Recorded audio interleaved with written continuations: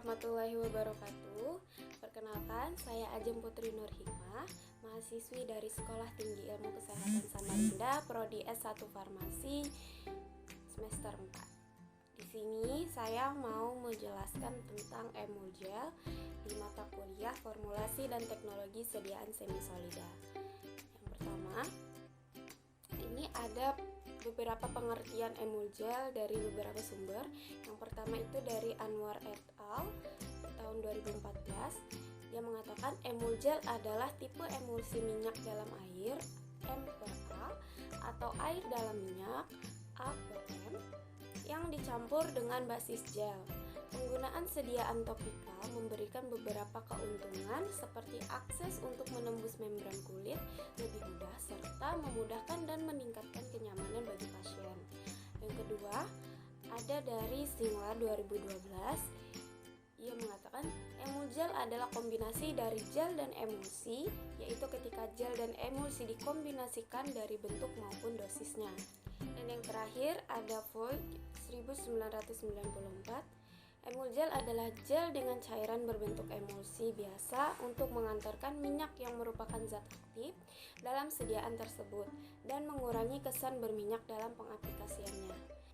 Dan ini contoh dari sediaan Emulgel yang ada di pasaran. Itu ada Voltaren yang isinya itu natrium diklofenak. Dan kemudian selanjutnya ada komposisi dari Emulgel. Ini saya mengambil contoh Emulgel pada minyak jintan hitam. Komposisinya pertama itu minyak biji jintan hitam, karbopol 940, twin 80, gliserin, BHT, asam benzoat, alkohol, dan aqua destilata. Selanjutnya ada cara pembuatan Emulgel.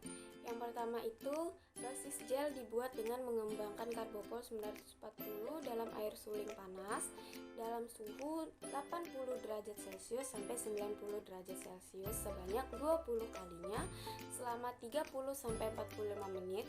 Kemudian ditambahkan tea dan gliserin gerus sampai terbentuk basis gel. Itu yang A.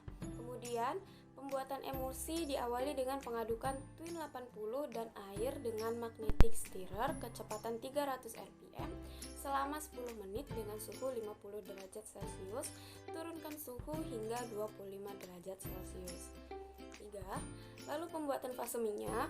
Di sini minyak biji jintan hitam atau Nigella sativale, BHT, dan asam benzoat yang telah dilarutkan dalam alkohol diaduk dengan magnetic stirrer kecepatan 300 rpm selama 10 menit sampai terbentuk emulsi. Kemudian, campurkan antara sediaan B dan sediaan A yang telah diolah tadi, yang telah digerus dan dibikin tadi, hingga terbentuk Emulgel minyak biji jintan hitam. Oke, selanjutnya ada contoh formulasi dari sediaan Emulgel minyak biji jintan hitam. Kita lihat di sini, minyak biji jintan hitamnya berfungsi sebagai zat aktif, karbopol 940-nya sebagai gelling agent, T sebagai pengkalis, twin 80 sebagai surfaktan, gliserin sebagai humektan, BHT sebagai antioksidan, asam benzoat sebagai pengawet, alkohol sebagai pelarut, dan aqua destilata sebagai pelarut. Jadi bisa kita lihat bobot-bobotnya berapa persen yang akan dibuat dalam formula kali ini. Oke, selanjutnya ada cara pembuatan sediaan Emulgel minyak biji jintan hitam. Yang pertama, pembuatan Emulgel dilakukan dengan menimbang semua bahan sesuai formula yang telah tertera sebelumnya tadi.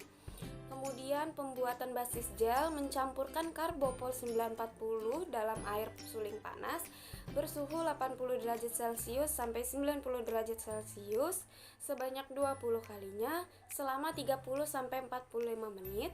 Kemudian tambahkan tea dan gliserin gerus sampai terbentuk basis gel. Selanjutnya, pembuatan emulsi diawali dengan pengadukan twin 80 dan air panas dengan magnetic stirrer kecepatan 300 rpm selama 10 menit dengan suhu 50 derajat Celcius, kemudian diturunkan hingga suhu 25 derajat Celcius. Kemudian pembuatan fase minyak, yaitu minyak biji jintan hitam, BHT, dan asam benzoat yang telah dilarutkan dalam alkohol. Aduk dengan magnetic stirrer, kecepatan 300 rpm selama 10 menit sampai terbentuk emulsi. Kemudian dicampurkan bahan yang A dan yang B tadi hingga membentuk emulgel minyak biji jintan hitam. Kemudian selanjutnya ada evaluasi formula, yaitu pemeriksaan organoleptis. Ini dilakukan secara visual menggunakan alat indera meliputi pemeriksaan bentuk, bau, warna, dan ada tidaknya pemisahan dari sediaan emulgel minyak biji jintan hitam. Selanjutnya ada pemeriksaan homogenitas. Pada pemeriksaan ini, sebanyak 1 gram sediaan ditimbang, lalu dioleskan pada kaca transparan, kemudian dilihat apakah terdapat bagian yang tidak tercampurkan atau terdapat bagian yang masih berbentuk bongkahan. Kemudian selanjutnya ada pemeriksaan pH. Pengukuran pH menggunakan pH meter. Mula-mula, pH meter dikalibrasi dengan larutan standar pH 4, pH 7, dan pH 10. Kemudian pH meter dicelupkan ke dalam 1 gram sediaan yang telah dilarutkan dalam 10 ml air suling hingga muncul nilai pH yang konstan pada alat tersebut. Selanjutnya ada uji daya sebar. Sebanyak 500 mg sediaan ditimbang lalu diletakkan di atas kaca transparan yang beralaskan kertas grafik. Ditutup dengan plastik transparan, diberi beban 10 gram dan didiamkan selama 1 menit. Selanjutnya ditambahkan lagi beban 20 gram, 50 gram, 100 gram, 200 gram secara berturut-turut. Diameter penyebaran diukur pada saat sediaan berhenti menyebar. Selanjutnya ada uji viskositas. Di uji viskositas ini menggunakan alat viskometer Brockfield dilengkapi dengan spindle 64 dengan kecepatan 30 rpm. Pemeriksaan dilakukan pada minggu pertama dan minggu ke-8. Penyimpanan pada suhu kamar. Selanjutnya ada uji tipe emulsi. Pada tipe emulsi ini, pengujian tipe emulsi menggunakan metode pengenceran di mana 1 gram sediaan emulgel dimasukkan ke dalam air suling sebanyak 10 ml. Kemudian emulgel tipe minyak dalam air atau M/A akan terdistribusi secara merata ke dalam medium air, sedangkan emulgel tipe air dalam minyak yaitu A/M tidak akan terdistribusi merata tetapi tertinggal pada permukaan air. Oke, selanjutnya ada uji freeze and thaw. Pada uji ini dilakukan sebanyak 5 gram sediaan emulgel ditimbang dan dimasukkan ke dalam vial. Vial berisi emulgel disimpan pada lemari pendingin dengan suhu 4 derajat Celcius selama 48 jam dan pada oven dengan suhu 45 derajat Celcius selama 48 jam atau 1 siklus. Uji ini dilakukan sebanyak 6 siklus. Selanjutnya ada pengujian iritasi kulit. Pengujian ini dilakukan dengan metode uji tempel tertutup terhadap 3 panelis untuk 1 formula. Sebanyak 0,1 gram sediaan emulgel dioleskan pada lengan bagian dalam dengan diameter 2 cm, lalu ditutup dengan kain kasa dan plester tahan air. Setelah itu dilihat gejala iritasi seperti kemerahan dan bintik-bintik yang timbul setelah pemakaian 24 jam. Nah, berikut ini daftar pustaka yang saya ambil untuk mengambil contoh dari formula tadi, kemudian cara pembuatan serta evaluasi sediaannya.